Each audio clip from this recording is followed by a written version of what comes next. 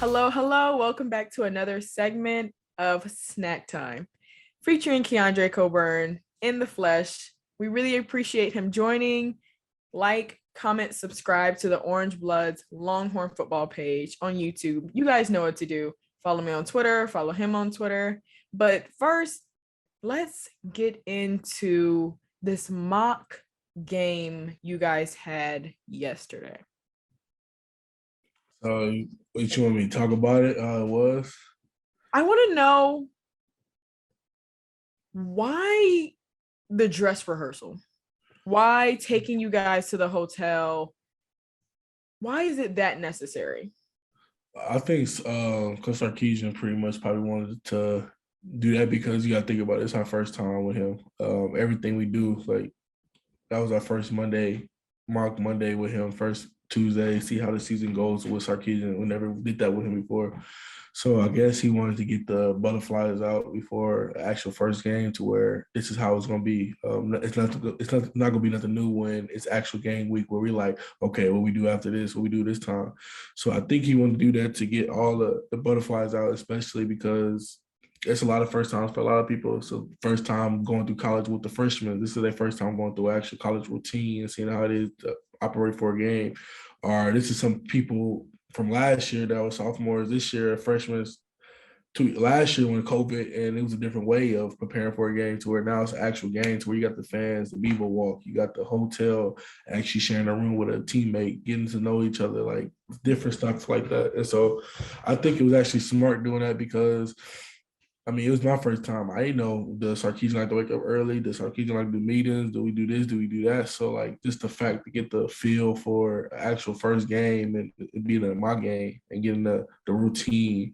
I think that's key is having a routine before anything you do. Because if you do the same routine, then you'll get the same results. So if you ball out one game, you might as well do the same routine so you can ball out the next game. And I think Sarkisian did a good thing of explaining that for us and actually operate and have that leverage for us to actually be able to have him on game and see how it is to perform for him and go on the field and play. And you being a vet, you said you do feel like it was smart. Do you think that it also helped the freshmen and also you being a leader, really showing them like, hey, everything we're doing right now is exactly how it's going to be, just minus the fans. And this is actually helping, like, pay attention or buy into it. Yeah, I mean, yeah, me being a leader, me being a vet, but also, I mean, I was learning just like the freshman was learning because, I mean, only thing I know is how to get on the field and play with the fans. So I know that feeling of walking down Bebo and seeing the fans, but I didn't know if, how we operate with Sarkisian. So I was learning just like they were learning. So I probably just had the upper hand because I actually been in the atmosphere of having fans and walking down the Bebo walk. But I mean, little stuff like that. And I mean, just telling them how to have a routine to where, like, if you have a schedule, go downstairs, eat breakfast, try to get down there 30 minutes before, an hour earlier. Just have time because you don't want to be on game day rushing to do things. Because if you rushing, then your mindset is not where it's supposed to be at, and you're going to be frustrated during the game and all that. So just little stuff like that I can help with. But, I mean, I felt new doing it too. And how did it go? Did you Uh, guys just do a walkthrough or what was it? I mean, it's pretty much like a practice in a way to where our scout team was Louisiana and we are going against them certain situations, a lot of situations we were doing. I mean, we actually went to the hotel, went through all the game stuff before that, got up, ate breakfast, put on our suit, walked down Bebo Boulevard with nobody. I think it was the cheerleaders. I mean, shout out to them and their crew because they was out there just like it was a game day cheering us on. It felt really awkward walking down there with nobody. To be honest, dressed up all in the suit and that hot sun. But I mean, it was just the fact that like it doesn't matter. We could play there with nobody, with no fans, with fans, and we'll still be able to have the same mindset as whatever we do, we're gonna play and just have that same like little mindset as Sarkisian. I think he's that type of person where he really loves football and he don't care what they do. So then we got to the whole routine of going out on the field, getting dressed, putting our actual game uniform. That was pretty cool.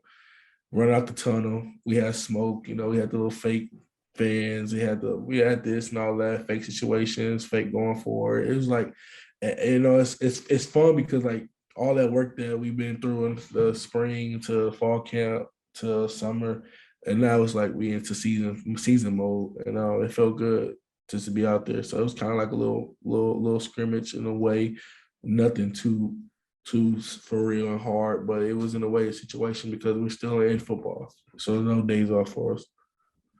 I can't help but to wonder, because I feel like I have had the same mindset as Coach Sarkisian before, wanting to plan everything out A, B, C, and D so that things just go very smoothly. But at the same time, I've also been hit with curveballs. And because I've only prepared for things to go this way, the right way, when I do get hit with those curveballs, I'm kind of like, wait, the only thing I practiced for was the right way. Yeah. Do you feel like kind of going through the mock game and undressing, walking through Bevo Boulevard, do you kind of feel like the over prepared, do you think that could be harmful for some?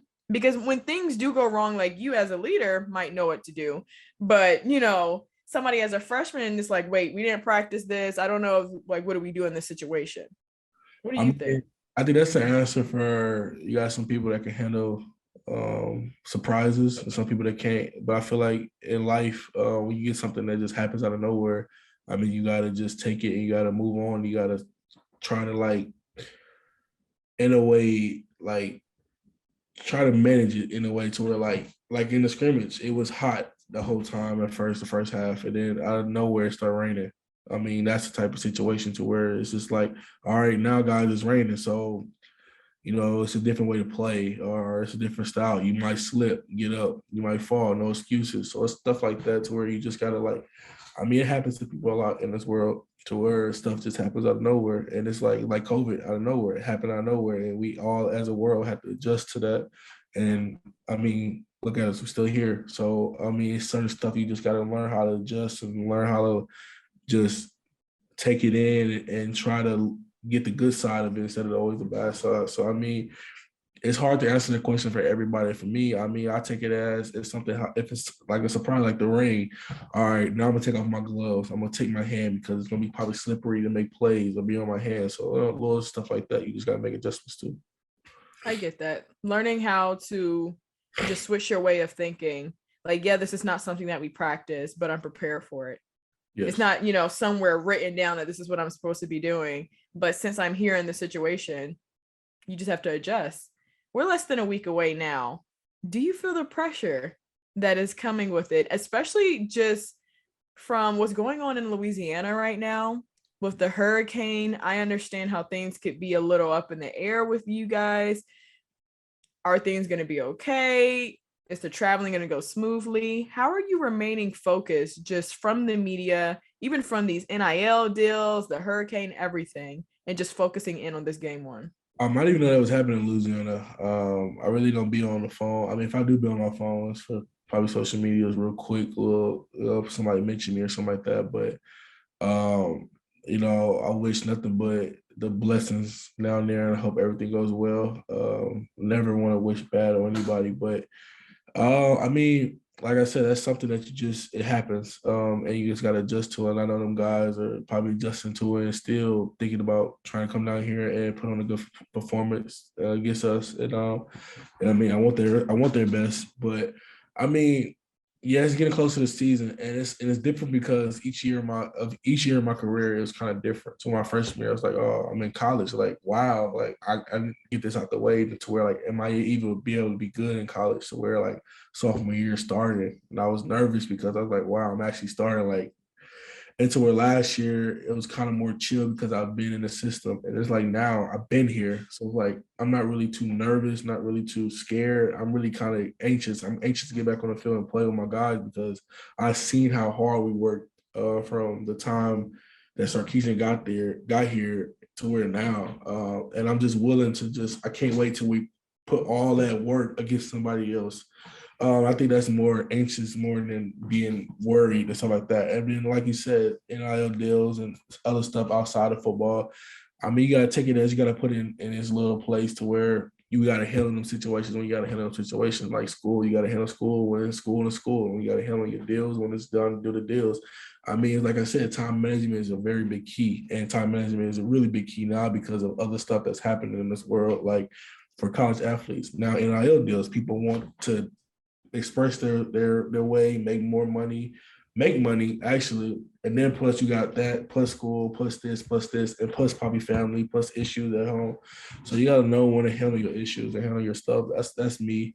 So when it's football, it's football. Right now I'm in football season, so majority of football is more ahead of a lot of stuff. Like school and football has its even, but like instead of me going to have fun or going to this to do that, I kind of decide that it affects my football. Is football come first? So it's like that's the time that you gotta choose, and that's how I do it. I don't know how everybody else do it, but I think that's the best way to do it.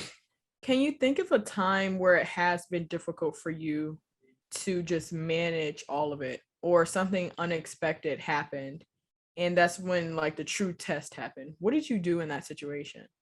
Uh, I mean, I can't give a specific time. Some of the stuff is really personal, but I mean, I have been in situations where I kind of blame stuff on people, and I think that was bad because you mess up relationships with people that you really love or you really felt like that meant something to you, to where you, instead of you accepting your problems, you're putting on somebody else. I mean, I've done that to people, and I apologize for that. Or in a little situation where I handle where I be by myself, be very quiet, be very alone, take all my pain into me to instead of expressing it, instead of try to get help for other stuff. And I think that's a bad way of going with some of the things. Some stuff you keep to yourself, you should keep to yourself, but you should also ask for help, because there's people out here that would be willing to help you no matter what. And some people think they're just doing it because that's their job, but also some people will just do it because they want to.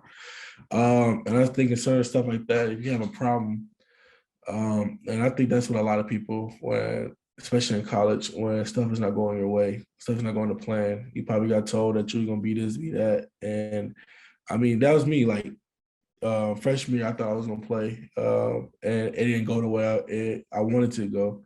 Instead of me, I mean, I was complaining, I was crying, I was in a situation to where I didn't want to be here. I didn't want to be at this place, but it's not. I can't blame this place. I gotta blame myself before I blame anything. And so instead of me blaming, and quickly what people do is go on the transfer portal because of stuff like that, I quickly said that I know my grandma told me that she had a dream that this is my destiny or something like that. And so I took it as like, my grandma really don't know nothing about football. And the fact that she had the dream and she said that, why not? And why not give a place a chance because it didn't go good one time? And so I took it into where like, I gotta look at myself. I gotta work harder. I gotta believe that I could be here and that I deserve to be there and be at that spot. So that's what I did. And so when you actually accept your problems and you try to fix what you can fix, then stuff to go well for you. That's how I can tell for people. I really like that you touched on that, because it's a thing for men, especially men in athletics, in college, being by yourself. I'm not sure what type of mental health people had back in high school, but I feel like it's a thing way bigger in college, and just not getting the help that you need, not talking to somebody about it. Like you said, you just wanted to be alone. Like you were not trying to talk about your feelings, anything else, but those things need to be talked about, especially out in the open, especially during the COVID year. A lot of athletes went through a lot of emotions all at one time, and then they just shut down completely. And then, when they step back on the field, or when they step back into their zone, like it was never the same, because they're trying to just hold it in. So I really like that you basically just touched on how you need to reach out to people who are willing to help you. And then also the things that you want to change. Like you said, you didn't get to play your freshman year, and that sucked. Instead of entering the portal and saying, okay, bye, it's just the school, it's the coach, it's so-and-so, look at yourself first. Like, okay, how many Saturdays have I gone out? Or am I really applying myself to this practice? Am I putting my best foot forward at the practice? And I think that that's something that is extremely mature to even say. So I think that will inspire a lot of people, especially in their journey going into college and coming out of this COVID year. So I really appreciate it. Yes, ma'am. I like it. Now, thank you so much for joining me again on your show. It's snack time. Please like, comment, subscribe. We are going to do Fan Question Fridays coming up soon. And we really appreciate the Orange Bloods family. Please subscribe to the Texas Longhorns YouTube page.